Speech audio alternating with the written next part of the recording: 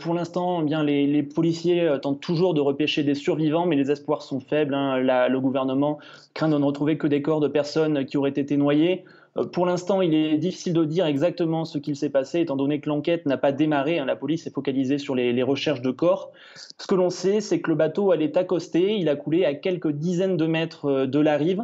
C'est un bateau qui a une capacité d'une centaine de personnes et selon plusieurs témoins, eh bien, il y aurait eu entre 300 et 400 personnes à bord. Impossible d'avoir un nombre exact, hein, pour l'heure, car l'officier qui était en charge des tickets est lui aussi porté disparu. Certains témoins disent que le bateau a commencé à chavirer quand de très nombreux passagers se sont rendus d'un seul côté du ferry pour être les premiers à pouvoir débarquer.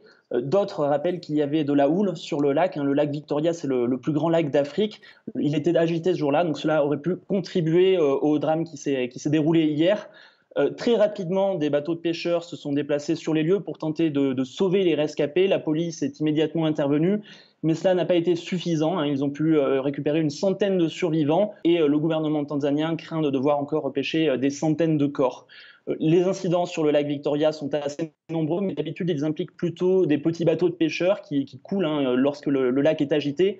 Pour voir une tragédie d'une telle ampleur, il faut remonter à 1996. À l'époque, un autre ferry avait coulé et plus de 900 personnes étaient décédées.